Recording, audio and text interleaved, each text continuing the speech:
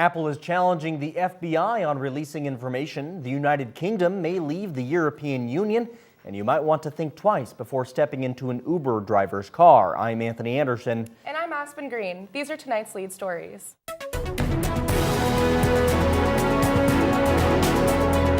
Live on Crete Channel 21, this is DCTV News. Apple has had a change of heart in helping police officers unlock iPhones for investigations, despite helping extract information for over 70 criminal investigations over the past 7 years. The new CEO of Apple, Tim Cook, sent an email to employees that the government should drop its demand to help in these situations. It started last fall when Apple refused to help break into the phone of a suspected meth dealer. Now it continues as employees refuse to unlock the phone of one of the attackers in the San Bernardino, California. Some of the families of the victims of the shootings are supporting the government because they believe it may lead to some answers and help with preventative measures in the future. A Los Angeles attorney says he plans to file a brief and legal battle on behalf of at least several families of victims and other employees in the shootings. Italy's prime minister says he's rooting for Hillary Clinton to be elected president of the United States. Matteo Renzi said today that as a citizen and a leader of Italy's Democratic Party, he's rooting for her in all respect for the great American democracy. As Italy is a long ally of the U.S., he said his government will work with whoever wins. He'd been asked by a reporter if he could work with Donald Trump, to which there was no reply.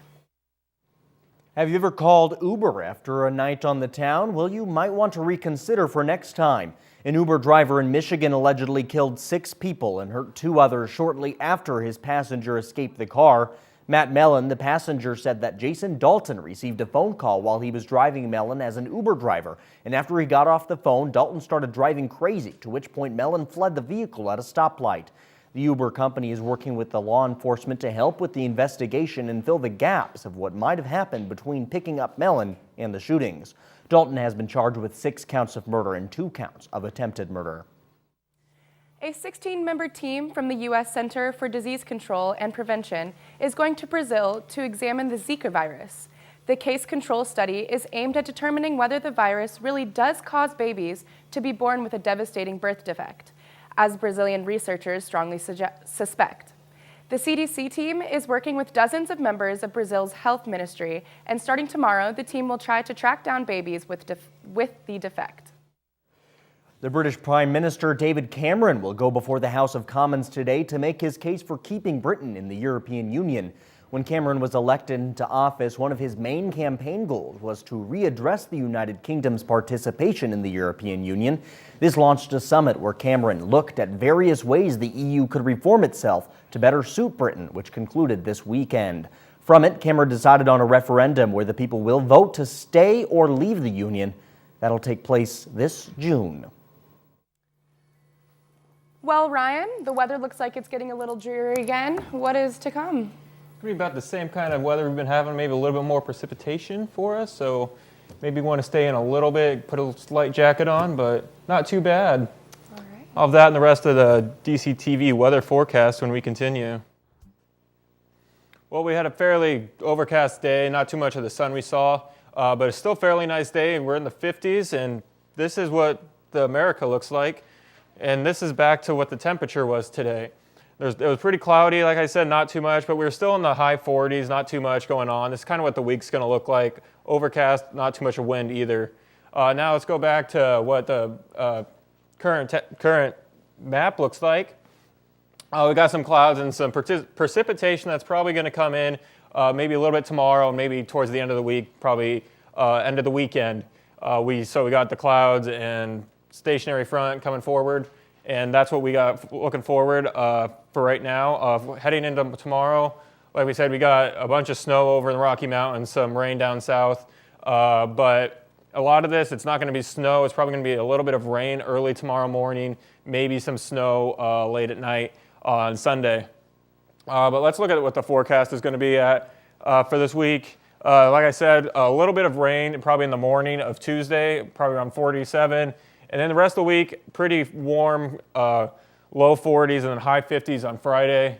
And as we head into the weekend, Going to be in the high 50s, but like I said, probably a little bit of snow on Sunday. So, Well, alrighty then. That's quite a turn from last week. yeah, it was nice and warm. It was. Yeah. Kenny got to take his shirt off. He does that anyways, but you know, That's true. it's That's his very trademark. true. Fortunately, he's not here.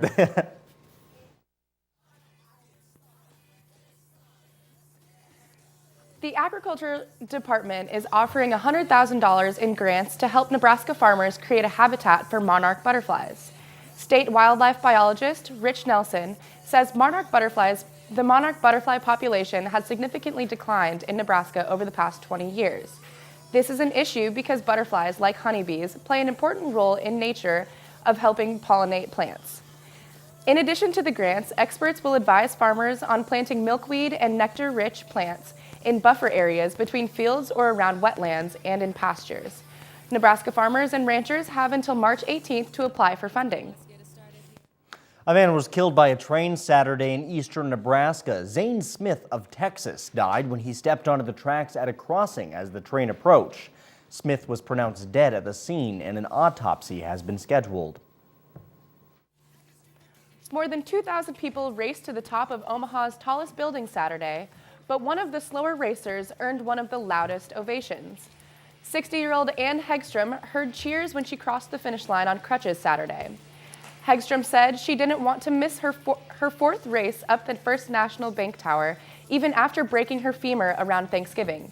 Initially, Hegstrom planned to only climb halfway, but decided to continue up all 40 floors and finish in 28 minutes, 57 seconds.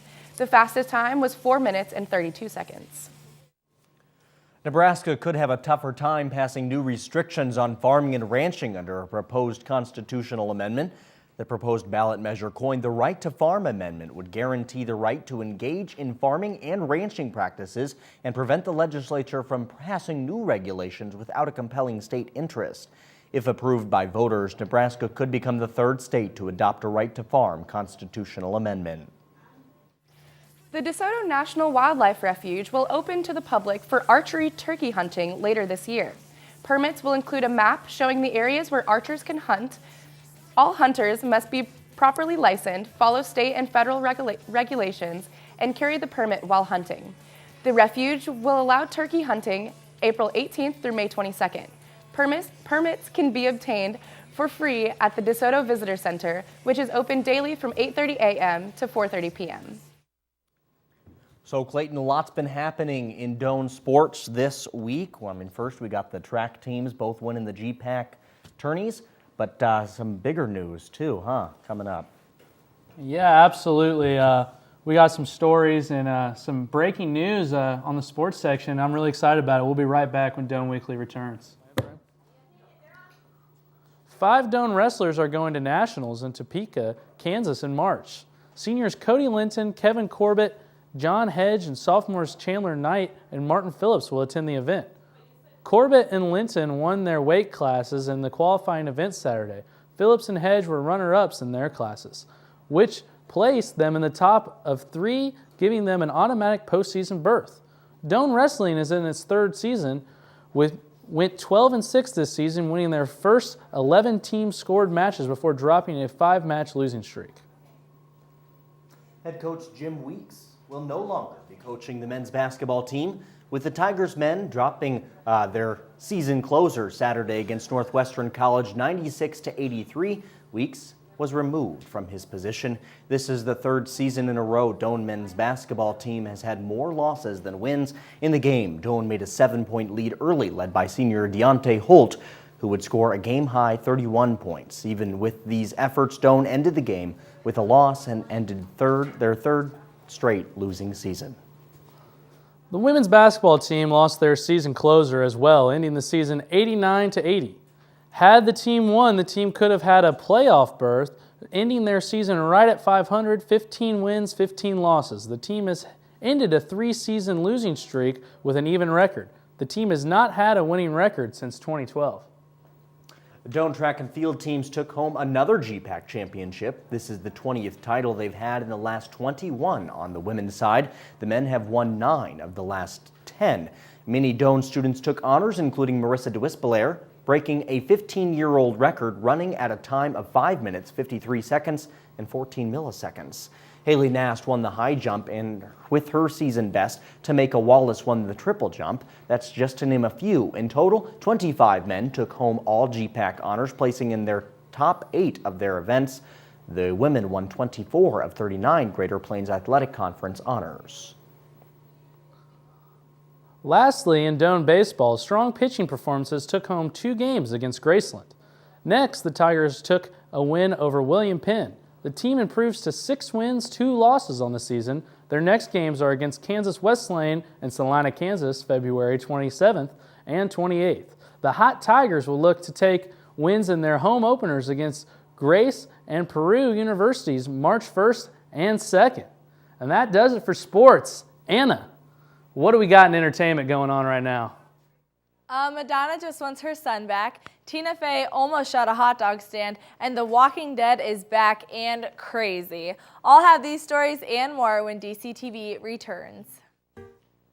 Shakira's hips won't lie in her new character she's playing for Disney's Zootopia. In the new movie with strictly animal characters doing human things, Shakira will embrace the figure of a gazelle named Gazelle, who is a pop star celebrity. Due to striking similarities between the animated version and herself, Shakira gave some suggestions on how she would like to be portrayed. Originally, the gazelle was skinny and fit, but the singer thought that wasn't right and told the animators they needed to portray her voluptuous hips and give her curves. Shakira will also be releasing an original song called Try Everything with the new movie. I mean, after all, from dancing to singing and now to acting, Shakira surely embodies that try everything attitude. Even celebrities go through tragic life events like divorce and custody battles. They just have a larger platform to complain about it on. Madonna has recently been in a custody battle with her ex-husband, Guy Ritchie, after her oldest son, Rocco John Ritchie, refused to return to the United States to live with his mom. A New York Supreme Court judge ruled that he would have to return. However, Rocco really just doesn't wanna. The 15-year-old blocked his mother from his Instagram account and then deleted it completely. But Madonna keeps trying to win him back through social media. She's been posting weekly photos of him throughout all stages of his life with endearing, lovey-dovey quotes.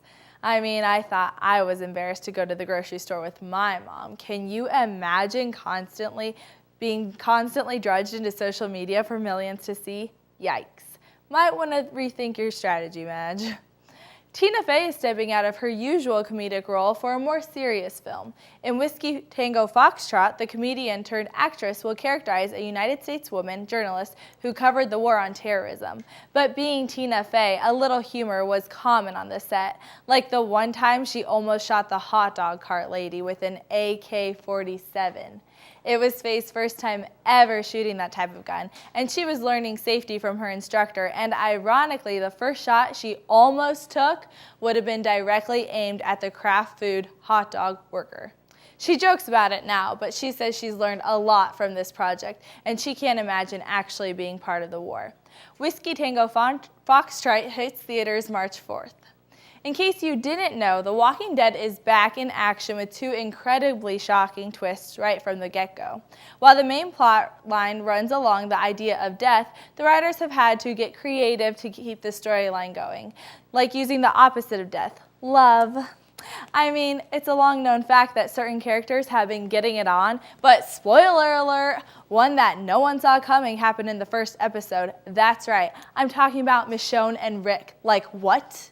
Also, a new character being referred to as Jesus has officially made his appearance. Good or bad guy, we may never know. In fact, who really are the good guys in that show anyway? If you thought her career would peak in High School Musical, Vanessa Hudgens is coming back this year to prove just how wrong you were. After singing her lungs out during Grease, live hours after her father's death, Hudgens was just announced that she will be the main character in a new Fox show called Powerless. The show follows a normal person living in a superhero world. As an insurance adjuster, Hudgens is tasked with the job of cleaning up the destruction after the superheroes finish their work. She's soaring, flying. Okay, not literally, but you get the point. Well, that does it for entertainment news tonight, but you want to know what grinds my gears? Last week, my favorite woman ever on TV, Big Ange, died. And I didn't find out till like a day later, and had I known, I would have been crying earlier. So, yeah, that really grinds my gears. Aspen, what grinds your gears? You know what really grinds my gears is when I'm trying to explain where I come from and where my hometown is to people.